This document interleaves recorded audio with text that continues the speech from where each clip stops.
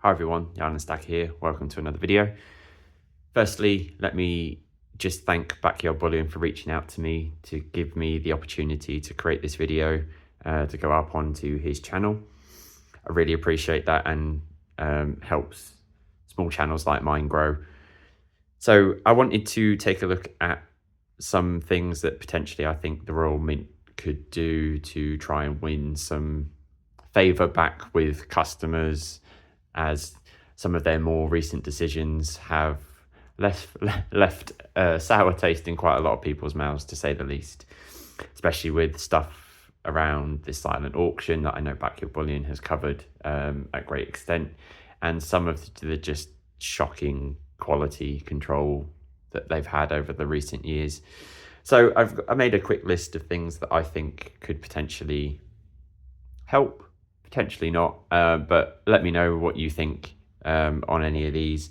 So in no particular order of what I've got written down, the novelty sets I think they need to cut down on. So stuff like this Star Wars series, I bought this because I thought potentially it had some value in it down the road, but I kind of regret buying it to a degree, especially now that they're doing another series of this with the vehicles. So it's I think it kind of detracts the value for these down the line. I guess they probably had to pay a lot of money for licensing fees to get the Star Wars branding on these coins. But stuff like this, all the weird and wonderful stuff that they've been coming out with recently.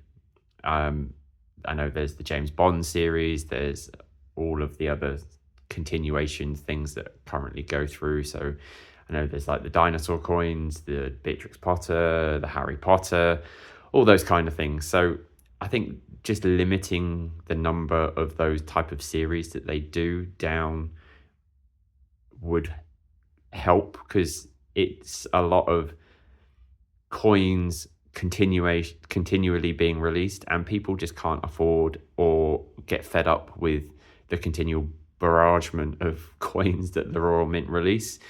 I don't know if that's just so they can try and make a bit more money because they make more out of the collectible stuff than they do out of bullion.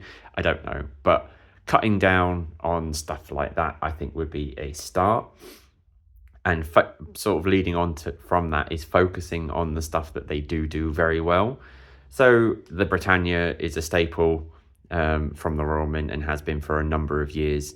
So focusing on stuff like this, just go back to what you're good at. Bread and butter stuff, I think, is what they need to focus on. So the Britannia, the sovereigns are standard, so unless it's a special year sovereign, obviously the design stays pretty much the same. So focusing on just getting the small things like that right, getting quality control on those staple coins to such a high level as we should expect based on some of the other mints as well.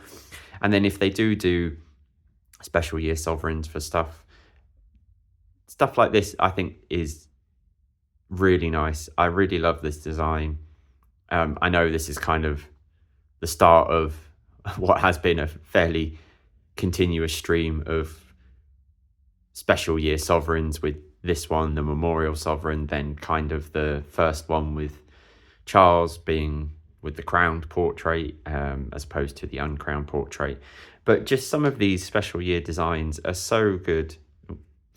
Like I this might be hard to see on camera. It's the 2017, which I love, the throwback to the original sovereign from 1817.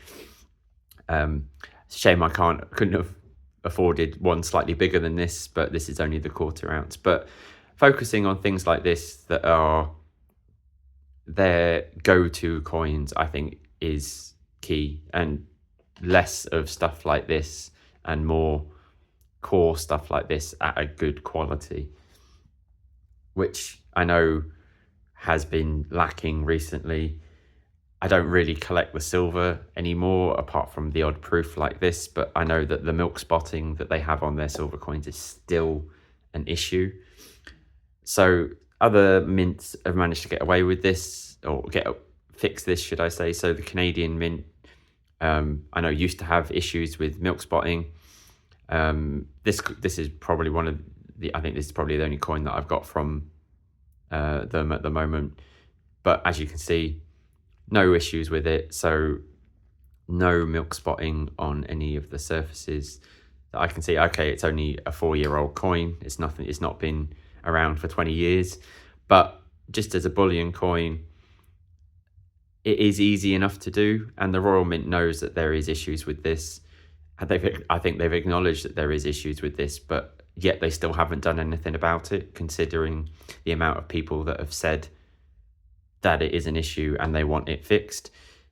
This is another example. This one's an ordinary coin from a few years ago.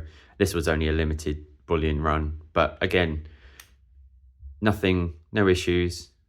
It's easy enough to do and fix, and I just don't understand why the Royal Mint don't do it. Just take examples from other mints like the Canadian Mint, the Perth Mint, the Germania Mint. I don't have any of their products currently, but I've heard and seen good things. Especially, I know Backyard Bullion himself has advocated and shown some of the products that they do over the last few years. So it's just simple things like this make a big impact to the end consumer. And then there's the normal sort of pain points that we have. So the delays with coins being released. So you sign up for a coin, then they take your money, even though that the coin then doesn't get dispatched for 3 months, yet they sit on your money, potentially earning interest off the back of it for those 3 months while they think about sending coins out to you.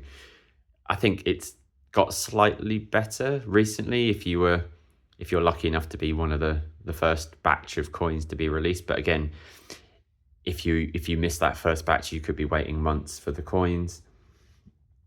The increase in mintages as well over what should be a low number for the privilege that you're paying for having proof coins, etc. Like these aren't too bad, but my last video was the Lion and Eagle coin, which has a high mintage of 8,500 compared to something like this, which is about 3,000. So I think dropping the mintages down would also help, because that makes them more of a sought after item rather than just having reams and reams of the same coin.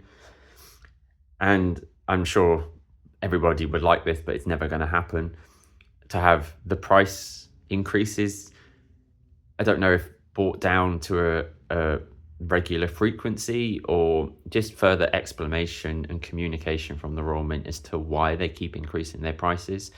So I don't have the Tudor Beast out at the moment, but that's only been around for maybe 18 months, 2 years as a series. But that coin, that 1 ounce silver coin, has increased in price 4, maybe 5 times. And saying that it's due to demand or resource constraints is a load of rubbish, if you ask me. It's just them justifying increasing the price to try and make a better margin out of the coins that they sell. Because I'd like to know what the cost is per coin to generate 1 ounce silver proofs like this.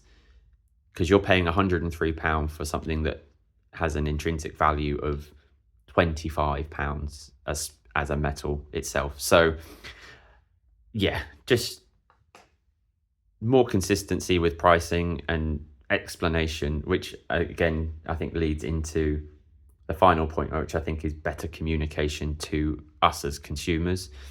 The Royal Mint just seems to do what it wants and then not tell anybody and then expect everything to be okay, which is not a way to run a business.